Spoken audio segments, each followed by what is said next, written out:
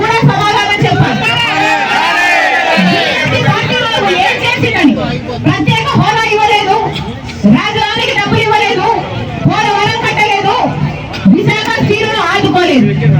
ఎందుకు మద్దతు ఇస్తున్నారు మరి చంద్రబాబు గారు?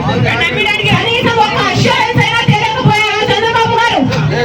విశాఖ స్టీలును మేము రక్షించుకుంటాము అని ఒక్క మాట అయినా ఇక్కడికి వచ్చి ఎందుకు చంద్రబాబు గారు ధైర్యంగా చెప్పలేకపోతున్నారు?